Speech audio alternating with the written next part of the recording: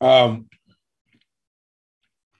Pretty quick turnaround for South Carolina, even though we've played them before. It was 16 games ago, so a lot has changed.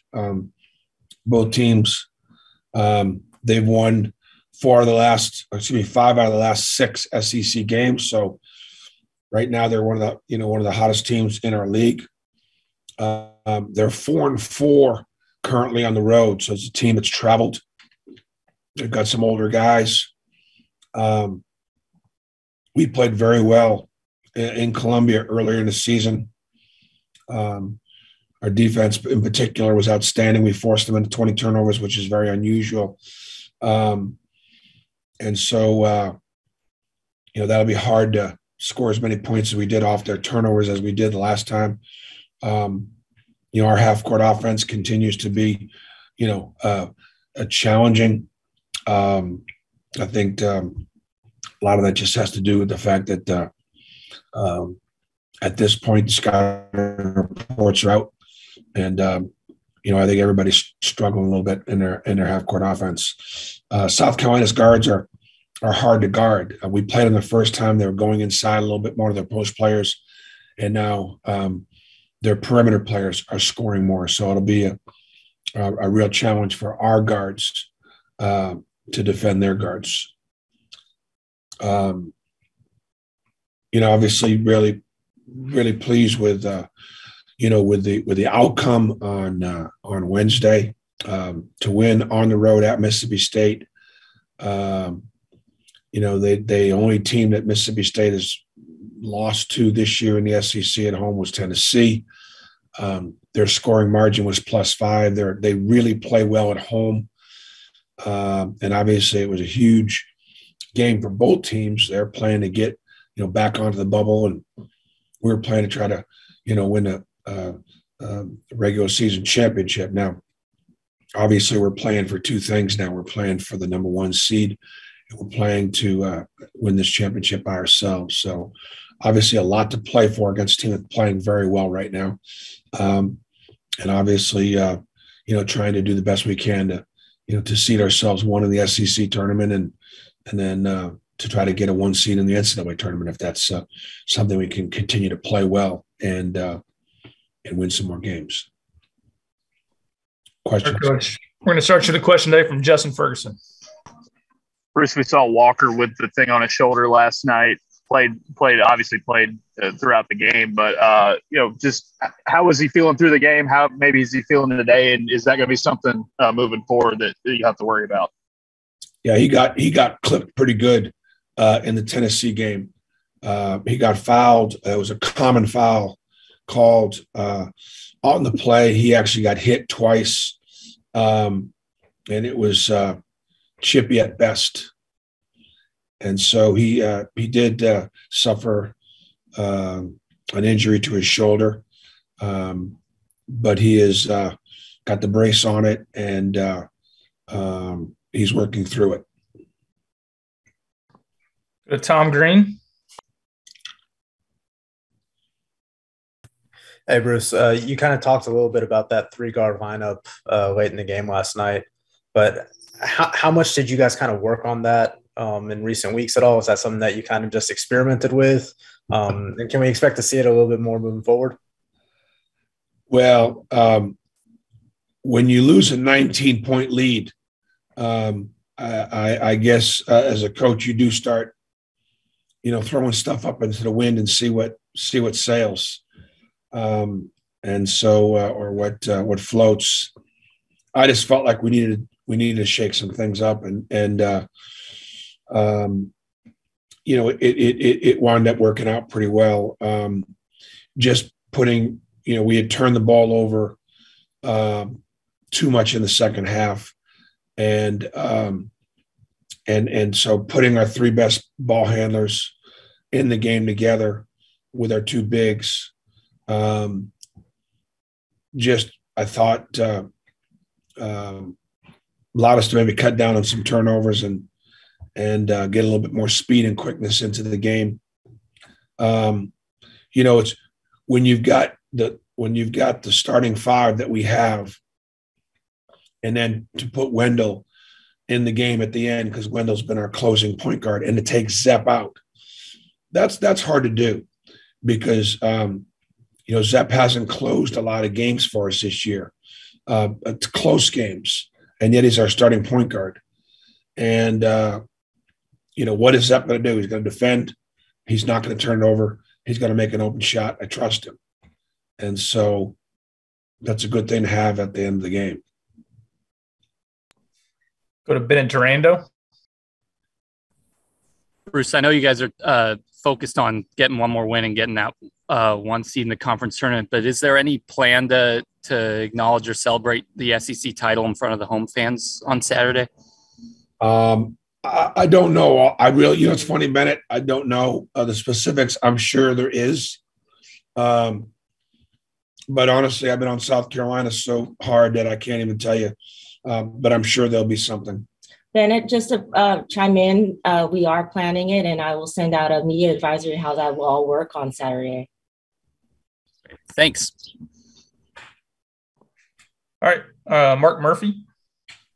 Yeah, Bruce, could you talk about Jalen?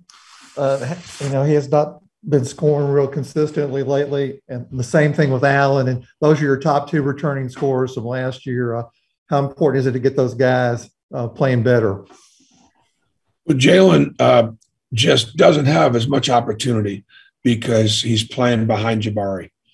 And Jabari, obviously, the last 3 weeks has been dominant. And so it's really nothing. Jalen played well against Mississippi State. He had a couple of really good runs in there. Now, last year, we played South Carolina earlier in the year. Jalen had 18 because Jabari had picked up 2 fouls in the first 7 minutes of the game. And Jalen played a lot and really helped us win the game. And so the issue with Jalen is not it's just not getting opportunities playing behind. He's playing behind the best player on the floor every night. Jabari Smith's the best player on the floor, and he's playing behind him. So, and then next year Jalen Williams could be the best player on the floor for us. Al is still, obviously not 100% from recovering from his injury, and but our bench is important, and obviously I think as we're getting down the stretch, one thing I was pleased we made 10 threes on the road, and shot it a little better. If we could continue to defend, rebound, improve on our rebounding, which is a concern, but defend and rebound, and then start making shots a little bit then I think that'll help us with our half court offense. Go to Doug Holton next.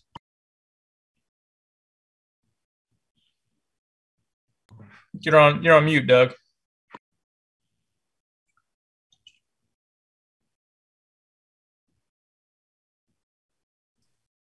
Can you hear me now? Yep.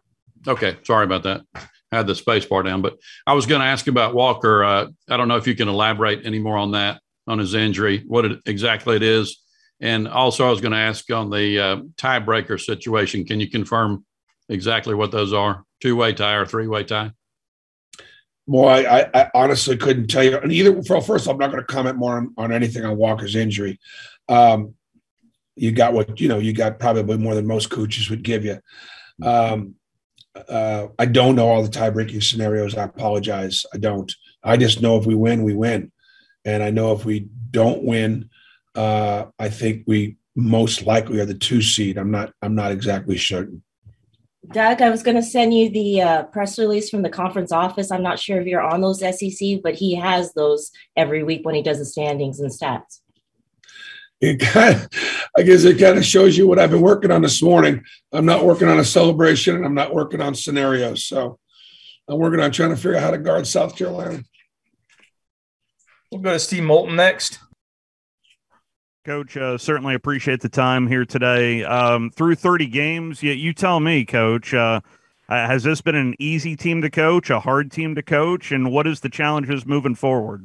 Yeah, this has been a great team to coach. It's a real competitive group and a group that gets along really well. They've been locked in. You know, we had to work this group so hard so early to get them good because of the tough schedule going to the Bahamas and so many new pieces that it's been a very obviously rewarding year having won this regular season. But it's come at a pretty high cost from a standpoint of, again, guys have been really, really locked and loaded. What's the upside? The upside is, can we get to rebounding better? Can we get to shooting the ball a little bit better? Can we stay healthy? And can we get a little bit more from everybody? One of the things that I looked at yesterday was the fact that everybody scored and everybody got at least a rebound, and everybody contributed yesterday. We played 9 guys, and all 9 of them had pretty positive contributions overall. That said, add that all up, and and we barely got out of there with an overtime win. So that's what it takes, I guess. That's what it takes to win on the road against good teams in our league. Against South Carolina was 7-1. Excuse me. Mississippi State was 7-1 at home with the only loss being, and they'd beaten Alabama, and they'd beaten Arkansas already at home, and they took Kentucky to overtime at Rupp. So they're a good team. New bias, Wilborn.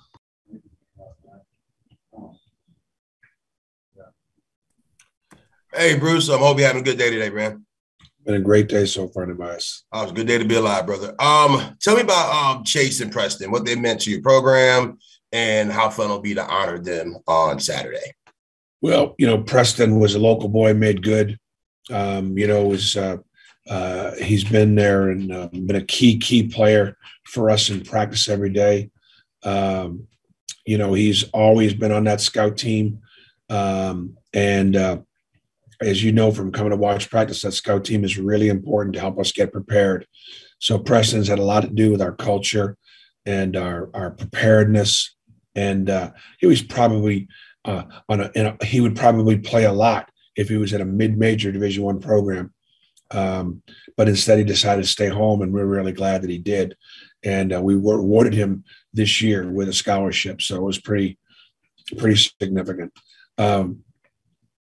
I think the Chase is our spiritual leader. Chase is an old soul. He's engaged to be married as a senior in college. He is a great student. He's already begun his own business, and while he was in school, and he's a student minister. He leads us in Bible study, and just a wonderful young man. Both of these guys are great young men and great families. And it'll be very special to honor them along with 5 team managers on Saturday. Go to Noah Griffith. Hey, Coach. I know you said you're not really worried about the seeding, but in your last regular season game, you plugged up the share of the SEC title. So is that going to affect how many minutes you play your starters, or are you just focused on winning the game at all costs? Oh, it'll be a win this game at all costs. I mean, we're not holding back at all. I mean, it's we're seeding matters. It does matter, the NCAA tournament seeding matters. The SEC tournament seeding matters. This game has a lot to go with it. Now, Coach Martin comes in with a team that's 18-11, 9-8 in the SEC. They're probably a signature win like Auburn and a couple of wins a win or two in the SEC tournament away from playing their way in. So this is a huge game. We we'll have to. We're going to have to play well. South Carolina again. They've won 4 road games in the league. They won 5 out of the last 6. They're playing really well. And the team that we, were tied with at the end of regulation, they had a pretty comfortable margin against Mississippi State about a week ago. So that's a good barometer. We got time for 2 quick follows. First is Mark Murphy. Yeah, Bruce, last night at the end of regulation, what type of shot were you guys trying to get? And is that an area you guys need to improve on moving forward?